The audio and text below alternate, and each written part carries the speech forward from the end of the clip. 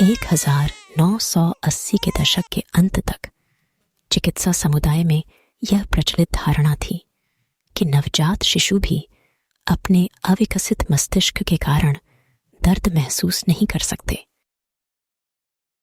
आज कई प्रमुख चिकित्सा संगठनों का मानना है कि भ्रूण 24 से 25 सप्ताह तक दर्द महसूस करने में सक्षम होता है।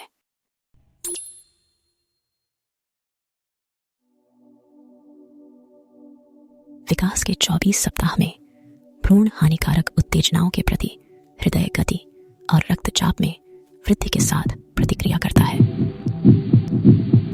30 सप्ताह की आयु में भ्रूण के मस्तिष्क में दर्द से संबंधित क्षेत्रों में गतिविधियां होने लगती हैं।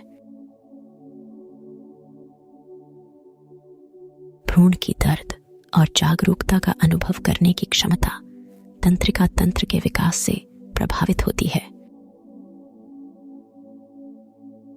मस्तिष्क की बाहरी परत कॉर्टेक्स दर्द की अनुभूति में शामिल मस्तिष्क का एक महत्वपूर्ण हिस्सा है।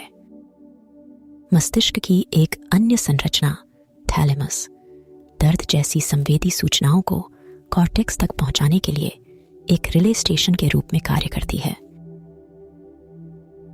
भ्रूण के विकास की प्रारंभिक अवस्था में कॉर्टेक्स, मस्तिष्क स्तंभ और थैलेमस जैसे उपकॉर्टेक्स क्षेत्र पूरी तरह से परिपक्व नहीं होते हैं और सिनॉप्टिक कनेक्शन अभी भी बन रहे होते हैं।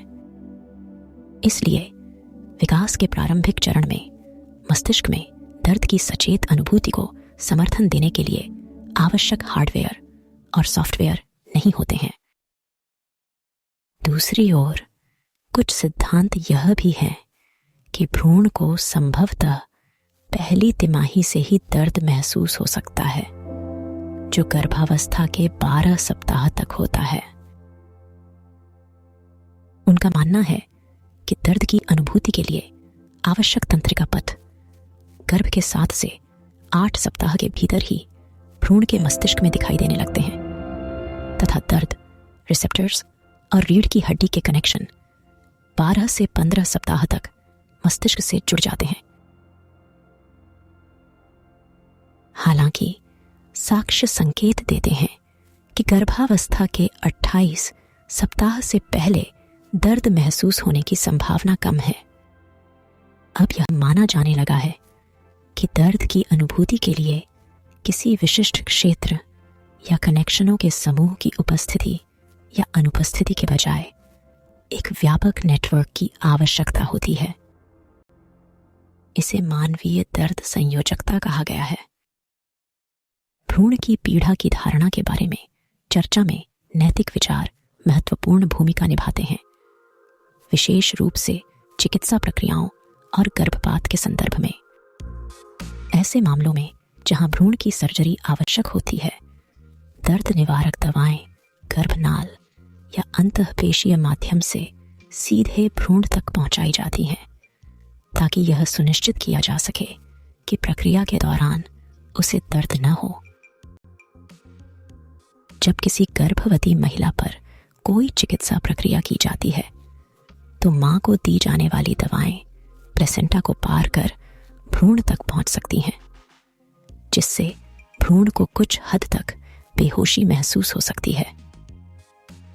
फिर भी यह पूरी तरह से आक्रामक प्रक्रियाओं के दौरान भ्रूण के दर्द या तनाव प्रतिक्रियाओं को रोकने के लिए पर्याप्त नहीं हो सकता है। आक्रामक प्रक्रियाओं के लिए भ्रूण के तनाव प्रतिक्रिया को मजबूती से कम करने के लिए ऑपियोइड के प्रत्यक्ष भ्रूण प्रशासन की अभी भी आवश्यकता है। गर्भपात के संदर्भ में भ्रूण के दर्द और उसके प्रबंधन का प्रश्न और भी अधिक संवेदनशील और जटिल हो जाता है।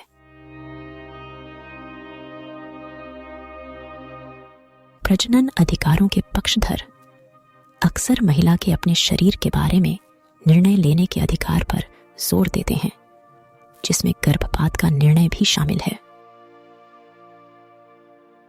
इसके अलावा कुछ ऐसे कारण भी हैं जिनके कारण युवा चिकित्सक चिकित्सीय गर्भपात की सिफारिश कर सकते हैं, जैसे भ्रूण में गंभीर असामान्यताएं गर्भावस्था संबंधी जटिलताएं और मातृ स्वास्थ्य संबंधी जोखिम। हालांकि कुछ लोगों का तर्क है कि गर्भपात के बारे में निर्णय लेते समय भ्रूण के हित और संभावित दर्द को ध्यान में रखा जाना चाहिए।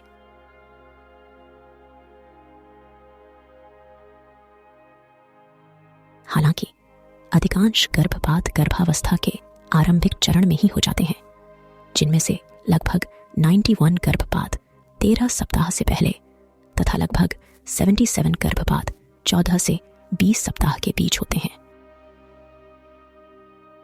इंग्लैंड और वेल्स के नवीनतम गर्भपात आंकड़ों के अनुसार 2021 में केवल एक गर्भपात गर्भावस्था के 19 सप्ताह के दौरान हुआ। प्रारंभिक गर्भावधि गर्भपात में आमतौर पर 12 सप्ताह तक भ्रूण के लिए कोई विशिष्ट दर्द प्रबंधन का उपयोग नहीं किया जाता है। इसका एक कारण उस अवस्था में दर्द की अनुभूति के बारे में अनिश्चितता और गर्भवती महिला के लिए अतिरिक्त दवा के संभावित जोखिम भी हैं। प्रारंभिक गर्भावधि गर्भपात में प्राथमिक ध्यान महिला की सुरक्षा और भलाई पर होता है।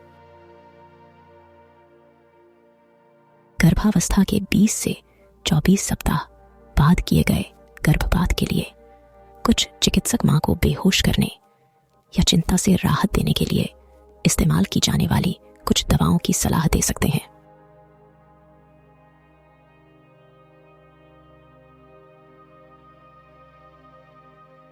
इन दवाओं से भ्रूण पर कुछ अप्रत्याशित दर्द निवारक प्रभाव पड़ सकते हैं। शारीरिक संवेदना के अलावा दर्द भावनाओं और संज्ञानात्मक प्रक्रिया से भी अभिन्न रूप से जुड़ा हुआ है। चिंता, भय, अवसाद और पिछले अनुभव जैसे कारक इस बात को महत्वपूर्ण रूप से प्रभावित कर सकते हैं कि कोई व्यक्ति दर्द को कैसे समझता है और अनुभव करता है। जब गर्भवती महिला तनाव का अनुभव करती है तो उसका शरीर कॉर्टिसोल जैसे तनाव हार्मोन स्रावित करता है।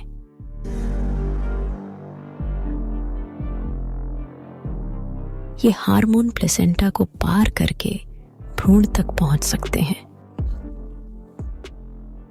हालांकि यह स्पष्ट नहीं है कि ये हार्मोन भ्रूण में सीधे तौर पर तनाव पैदा करते हैं या नहीं, लेकिन ये उसकी हृदय गति और गति को प्रभावित कर सकते हैं।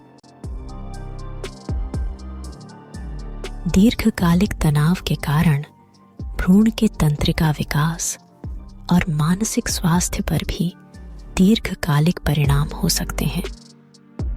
हालांकि भ्रूण का मस्तिष्क अभी तक वयस्कों की तरह सचेत दर्द का अनुभव नहीं कर सकता है, लेकिन ये मार्ग मां के दर्द के जवाब में तनाव संकेत भेज सकते हैं।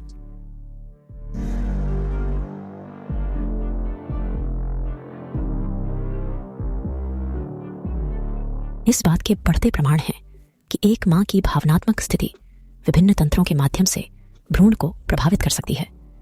सकारात्मक भावनाएं स्वस्थ भ्रूण विकास को बढ़ावा देती हैं, जबकि चिंता और अवसाद जैसी नकारात्मक भावनाएं भ्रूण की तनाव प्रतिक्रिया और तंत्रिका विकास को नकारात्मक रूप से प्रभावित कर सकती हैं। इसमें संभवतः हार्मोन से परे UH कारकों की जटिल परस्पर क्रिया शामिल है, जिसमें मातृ भ्रूण संबंध और भावनात्मक संचार शामिल है। अशाब्दिक संकेतों के माध्यम से एक सहायक साथी आराम प्रदान कर सकता है, चिंताओं को सुन सकता है और मूड स्विंग को प्रबंधित करने में मदद कर सकता है। अध्ययनों से पता चलता है कि जिन महिलाओं के साथी सहयोगात्मक होते हैं, उनमें गर्भावस्था के दौरान तनाव का स्तर कम होता है, जिससे मां और बच्चे दोनों को लाभ होता है। भ्रूण के दर्द की अनुभूति का संदर्भ जटिल है और वैज्ञानिक समझ लगातार विकसित हो रही है। भ्रूण में दर्द की अनुभूति का विकास एक क्रमिक प्रक्रिया है और यह स्पष्ट नहीं है कि किस बिंदु पर वे दर्द के बारे में पूरी तरह से जागरूक हो जाते हैं।